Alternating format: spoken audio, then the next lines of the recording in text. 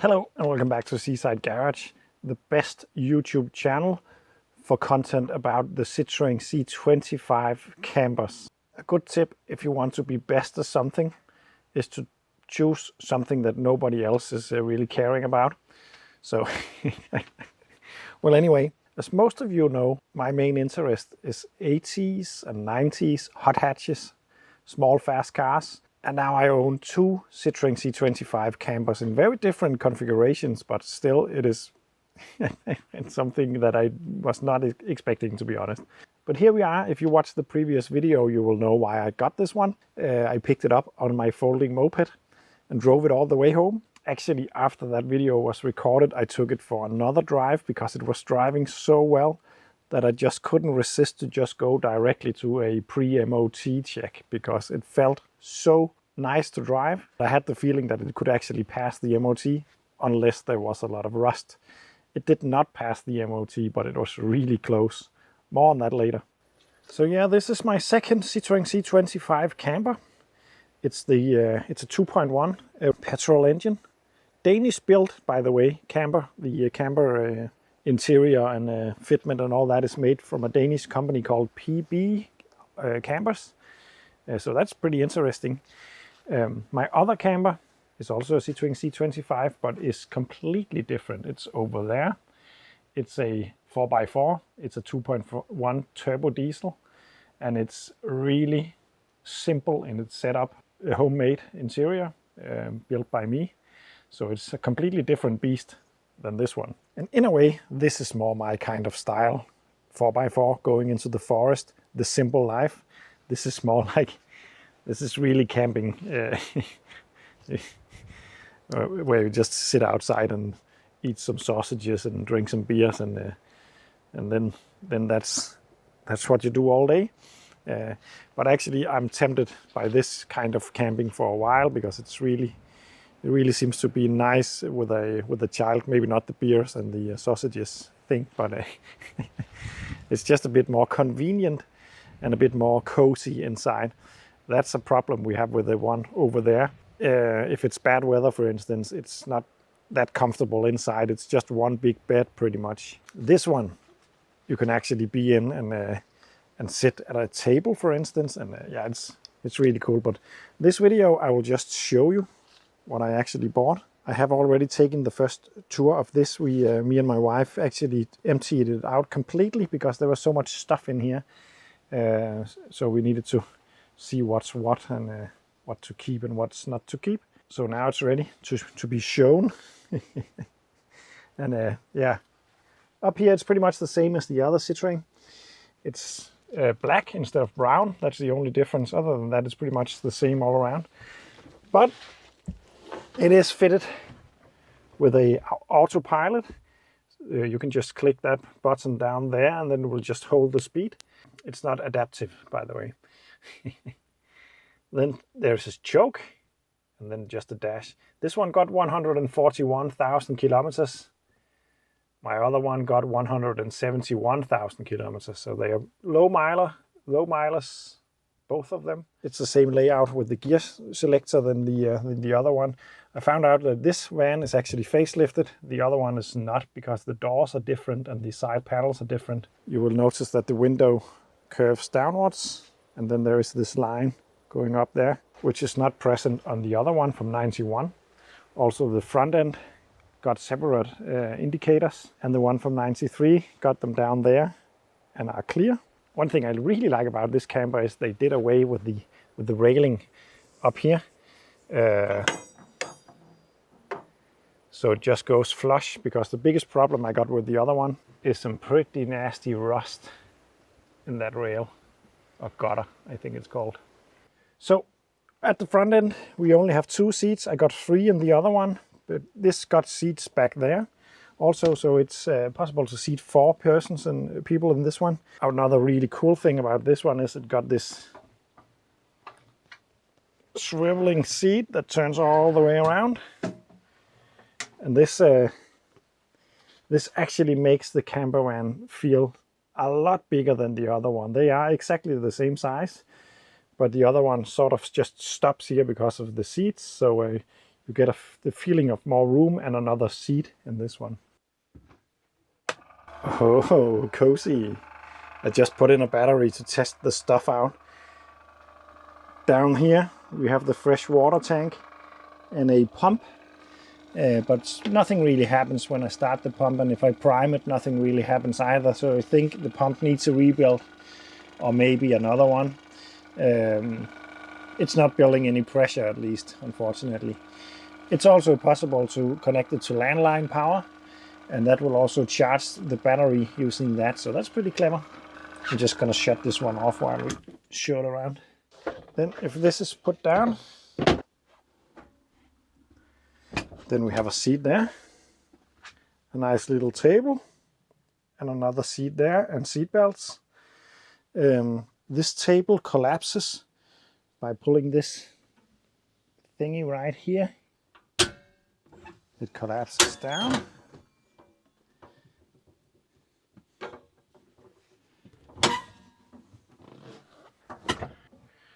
I think you get the point. And by doing that, this entire area folds into a bed. It's a little bit short, but I can actually lie there okay. These one can be drawn out, and some plates over here put on top of them, and then makes the bed a little bit broader. So that's clever. And then up here, I've got to show you that. It's really interesting way to get a lot of room out of a small van, but it's also a bit claustrophobic, I think it's called.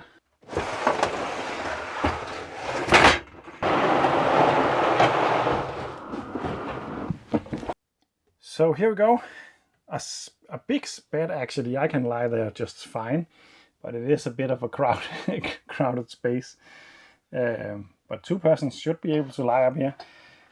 I'm slightly unsure about the stability of this wood, though, but I have been up here, and it can take my weight at least. And then you got not working because of no bulbs, but bedside lights. Then that converts the camper into a T25 or T2 simulator with very, very low roof. The good part is that this one is very low right here, but at the kitchen side you can actually use the kitchen, and even at the low end of this roof I can stand up straight, which is pretty impressive. I'm 192, so that's pretty impressive. So even with the bed folded out, you can actually use and cook dinner. That is really impressive for the size, in my opinion. Let me just fold that back. And as mentioned, I went to the MOT with this one because it drove so nicely, and I couldn't see any. I could see some rust, but nothing too serious when I inspected it before I drove it home. So I went to the MOT. And also, by the way, when looking through the stuff, there were sales brochures from 2004 or something.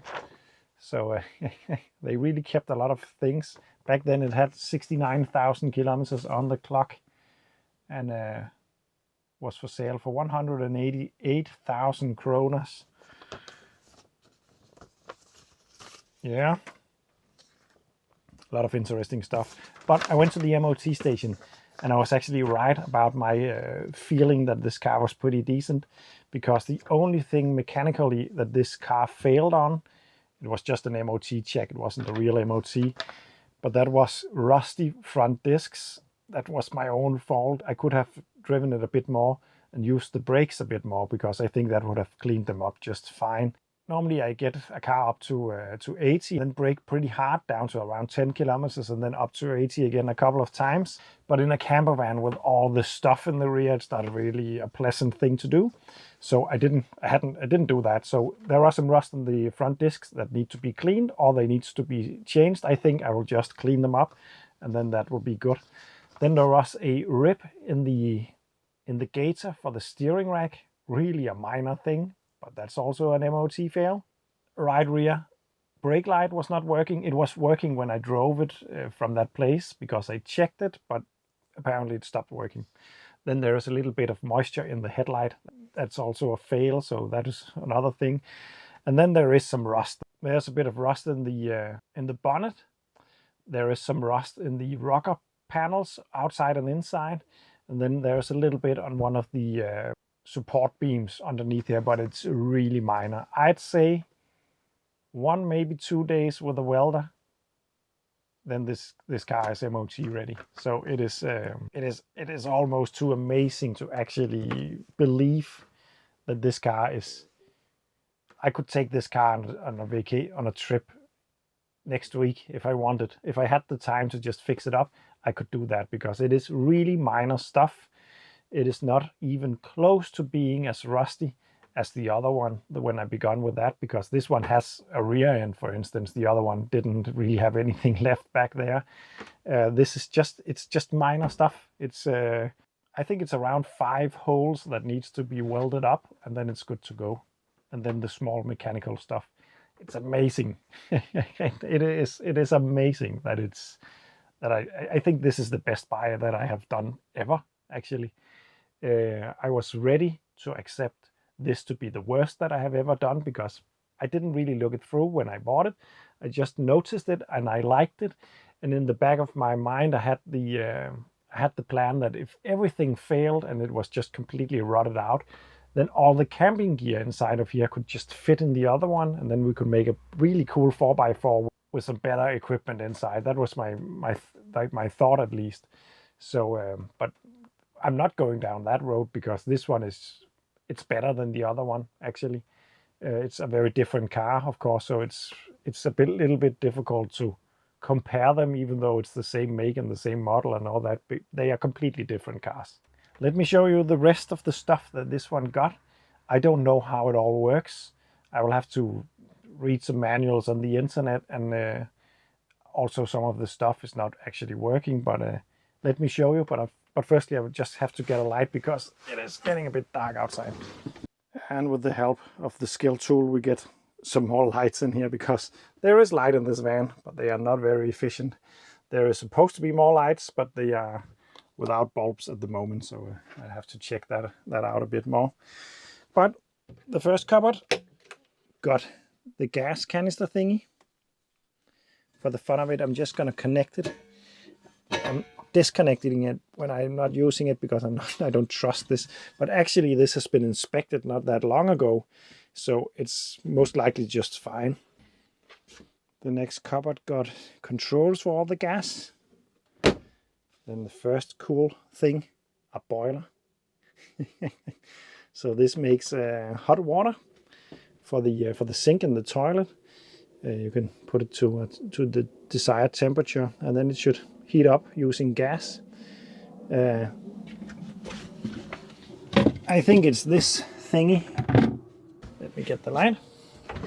I think it's this thing down here. That is the boiler and the gas connector. This of course means that we have hot and cold water, running tap, a sink and a waste tank underneath the car. Then over here we have a cooler, also gas cooler. I was told by the previous owner that this is not working. It's something to do with the spark for the gas thing. If you manually start it, and I don't know how that is done, it should work. But I would like to fix that, because that is really a nice thing to have. Then up here we have 2 cookers, also using gas of course. And then up here, the tiniest extractor system when cooking. We don't even have one of these in my house, so it's very high tech to have it in the camper. And then up here we got a lot of cupboards for wine glasses and schnapps and all that. And then more storage space right there. I would show you the rear hatch, but it's actually broken in the hinge, so if I open the door it sort of falls off, so I need new hinges for that. It's a pretty classic thing, I think, on these vans, because it was a problem on the other one also.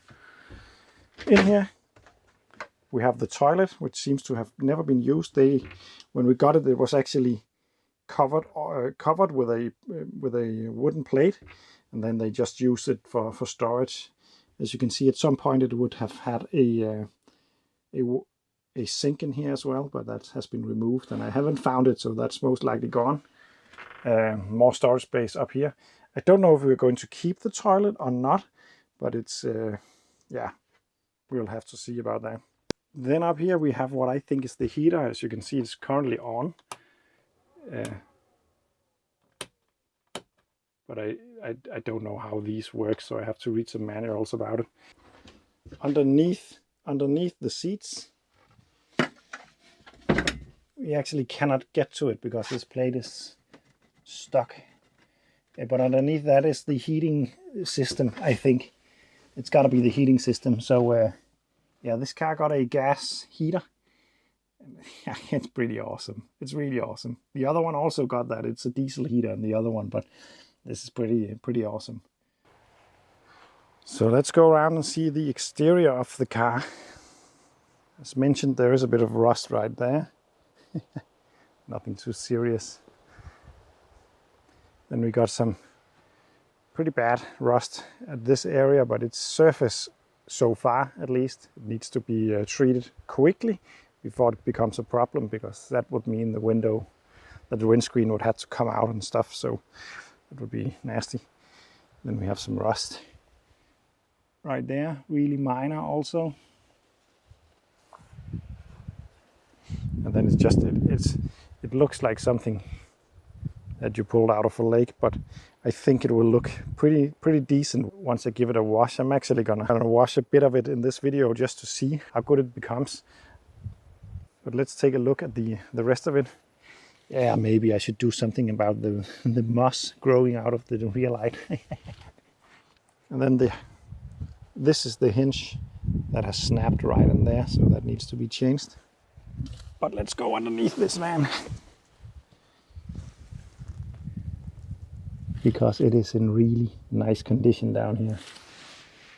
The amount of rust is really not a lot. We got some. Don't know if I can show you this, but there is some rust in there that needs to be fixed. But other than that, it's minor rust. Like, yeah, I call this minor rust. In my world, it's minor rust. But it's stuff like that in the rockers that needs to be fixed. It's really not a lot. And as you can see, the car has gotten a lot of rust protection underneath, which is the reason why it's in this good of a condition. And also it hasn't been driven that much, so this is really nice. A big surprise. So let's just try and wash a bit of it before it gets completely dark to see what's underneath all this crap. A big disclaimer: it would be best to wash a car at a car wash, because they reuse the water and they got filtration systems and all that. Washing a car in your garden like this is not ideal. It's not illegal in my country. It is in Germany, for instance, as far as I know, but it's not illegal here. But what I have done is I have bought some really expensive car shampoo that is completely biodegradable. It actually states on the bottle that you can just throw it on your lawn after use. It should be degraded within 30 days, so it should be pretty good. But of course, it's not the best to put anything like this kind of stuff into the ground. But let's see what happens.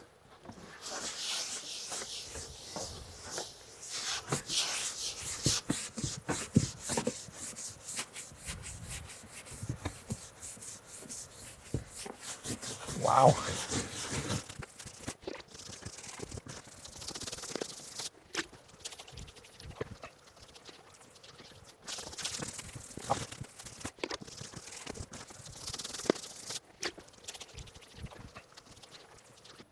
So I think I actually bought something nice for once. I always buy nice stuff, but this is just way better than expected. It's way better than expected.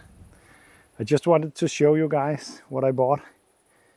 Next time I hopefully have this MOT'd, and then I'm gonna get all that stuff in there working, the freezer, the cooler and the heating system and all that. It is really minor stuff that needs to be fixed on this before we can take it on trips. I don't know if it's going to be this year, because the summer is soon over, but this is a really nice buy. I can't believe the transformation up here. Thanks for watching, and see you in the next one.